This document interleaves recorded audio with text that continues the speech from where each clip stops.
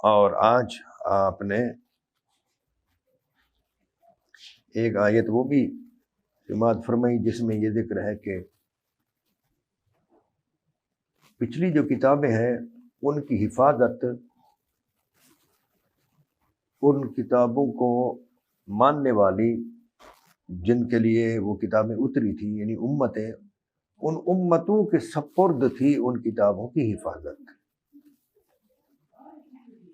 لیکن اس کتاب کی حفاظت جو ہے وہ اس امت کے سپرد نہیں ہے. اس کے محفوظ رکھنے کی ذمہ داری اللہ تعالی نے خود اٹھائی ہے.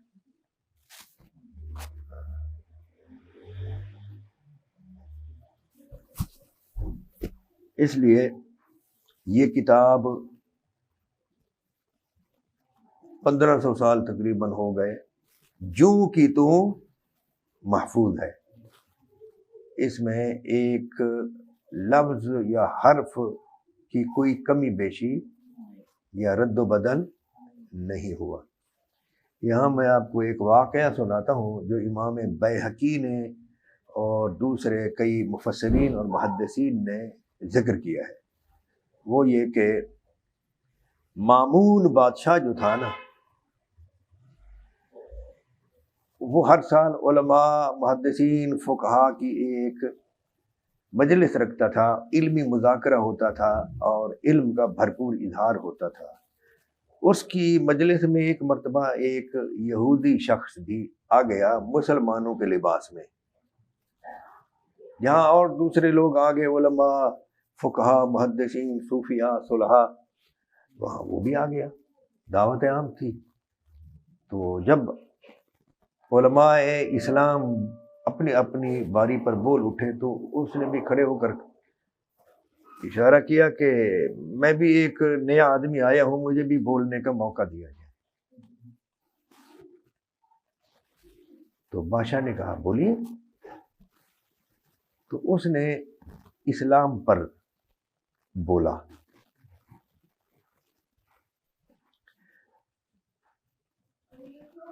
فقہ پر بولا اور بہترین گفتگو کی.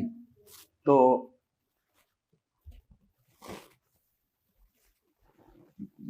جب اس نے مجلس ختم کی تو کہنے لگا، مامون بادشاہ نے اسے مخاطب کیا اور کہا کہ ارے میاں یہ بتاؤ تم یہودی ہو؟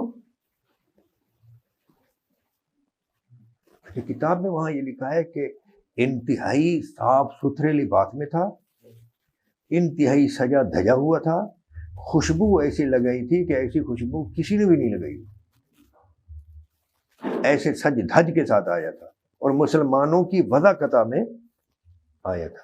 اس کے باوجود مامون بادشاہ پہچان گیا. تو وہ بندہ ہکا بکا رہ گیا کہ یار اس بادشاہ نے مجھے کیسے پہچان لیا. انہوں نے کہا جی ہاں. تو مامون نے کہا کہ پھر ایسا کریں کہ آپ مسلمان ہو جائیں، ہم آپ کو اپنا مصاحب بنا لیں گے، اپنا وزیر اعظم بنا لیں گے گویا. تو انہوں نے کہا جی نہیں، میں جس مذہب پر ہوں وہی ٹھیک ہے. سال گزر گیا، پھر وہی دن آیا، وہی علمی مذاکرہ، اسی طرح علماء، صوفیاء، صلحاء، فقہا، بلغاء، شعراء جمع ہوئے. یہ بھی آ گیا. آج اس نے اسلام کی حقانیت پر گفتگو کی اور سب کو حیران کر دیا. جب گفتگو سے فارغ ہوا تو مامون نے وہیں بیٹھ کر پکارا، سناؤ مسلمان ہو گئے ہو؟ تو اس نے کہا جی بالکل میں مسلمان ہو گیا ہوں.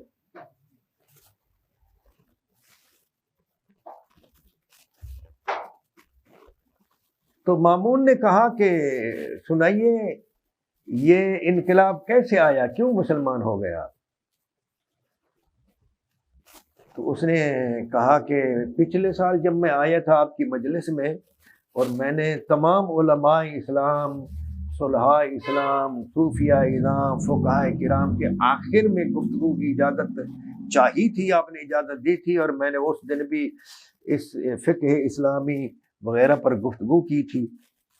اور پھر یہ گفتگو کر کے میں چلا گیا. آپ نے مجھے اسلام قبول کرنے کی دعوت بھی دی تھی لیکن میں نے نہیں قبول کی تھی. پھر میں ایک مرتبہ گھر میں لیٹا ہوا تھا تو مجھے یکایک خیال آیا کہ ایسا کیوں نہ کیا جائے کہ یہ جو سماوی آسمانی دین ہے اور ان دینوں کے لیے اپنی اپنی کتاب ہے، تو ان کتابوں کو جانچا کیوں نہ جائے، ان کو پرکھا جائے، ان کی حقانیت، سچائی، صداقت. تو پھر میں نے کہا کیا پھر اس کے لیے کیا کیا جائے، کوئی ترکیب ہونی چاہیے. پھر مجھے یہ ترکیب آئی کہ میں ان کتابوں کو لکھتا ہوں خوش خط. تو لکھ کر نا یہ کتب فروشوں کے پاس لے جاؤں گا.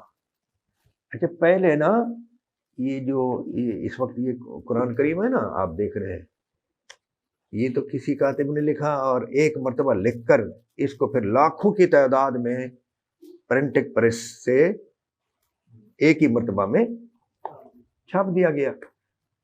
پہلے یہ ہوتا تھا کہ کوئی شخص کوئی کتاب یا قرآن کریم لکھتا تھا، وہ ایک لکھ لیا، کسی شخص نے آرڈر کیا تو اس کے لیے لکھا، اس کو دے دیا. پھر کسی اور شخص نے آرڈر کیا تو وہی شخص نہ تو وہ کیا اس کو بولتے ہیں جی فوٹو کاپی کی مشین تھی، ہے جی، کوئی بھی چیز نہیں تھی کہ اسے کاپی کر لیا جائے، نہ یہ کوئی کیمرہ تھا. تو اس لیے ہر مرتبہ ہر شخص کے لیے الگ سے کتاب لکھنا پڑتی تھی. اور وہ پھر مہنگے داموں. ملا علی قاری حنفی ہے نا رحمۃ اللہ تعالی علیہ، یہ بہت بڑے فقیہ تھے، محدث تھے. پتہ ہے ان کا گزر بسر کس چیز پر تھا؟ یہ قرآن کریم لکھتے تھے اور لکھنے کا جو معاوضہ ہوتا ہے نا وہ لے کر یہ گزر بسر کرتے تھے. تو یعنی جیسے کتابت کے پیسے ہوتے ہیں. تو اس نے تورات، انجیل اور قرآن کریم ان تینوں کو جو اس وقت جس طرح دستیاب تھی نا کتابیں، ان تینوں کو لیا اور خوش خط تھا بلا کا لکھ لیا. لکھنے کے بعد یہ تورات لے گیا یہودیوں کے پاس جو ان کی دکانیں تھی کتب فروش، انجیل لے گیا عیسائیوں کے چرچ میں، اور قرآن کریم کے اور سب کے تین نسخے، اور قرآن کریم کے 3 نسخے لے گیا مسلمان کتب فروشوں کے. تو یہ قصہ بیان کر رہا ہے مامون کے دربار میں. تو کہتے ہیں امیر المومنین تورات والوں نے وہ نسخے لیے، یوں دیکھا یوں دیکھا یوں دیکھا، میری خوش خطی پر بڑے خوش ہوئے اور انہوں نے خوش ہو کر خرید لیا اور مجھے قیمت ادا کر دی.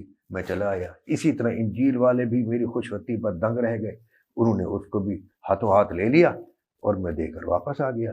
اور قرآن کریم جب میں نے مسلمان کو تو فروشوں کے سامنے رکھا تو وہ 2 آدمی بیٹھے تھے، انہوں نے ایک ایک نسخہ اس میں سے لے لیا اور اس کو دیکھنے لگ گئے غور سے. تھوڑی دیر دیکھا اور اس کے بعد جو ہے نا انہوں نے میری طرف بڑھایا اور کہا کہ بھائی اس میں غلطیاں ہیں، یہ حفاظ کرام سے چیک نہیں کرایا گیا، جو جس نے لکھا تھا وہ بھی شاید حافظ نہیں تھا، یہ اس میں غلطی ہے. میں ایک جملہ بھول گیا ہوں کہ اس نے کہا کہ میں نے ان تینوں کتابوں میں جان بوجھ کر بعض مقامات پر یہ جملہ میں پہلے کہنا بھول گیا. تو اس میں غلطیاں ہیں، لہذا یہ قرآن کریم کے نسخے 2 ہی انہوں نے دیکھے، وہ تیسرے کو دیکھا ہی نہیں اور واپس کر دیا. تو امیر المومنین فعلمت ان ھذا کتاب محفوظ فکان ھذا سبب اسلامی، میں نے یقین کر لیا کہ یہ کتاب محفوظ، اسلام قبول کرنے کا سبب. تو یہ جو آپ نے آج سنا نا بِمَسْتُحْفِظُوا مِنْ کتاب اللہ، کہ پچھلی کتابوں کی حفاظت کی ذمہ داری امتوں پر تھی، اس کتاب کی حفاظت کی ذمہ داری خود رب تعالیٰ نے لی، اس لیے یہ کتاب محفوظ ہے.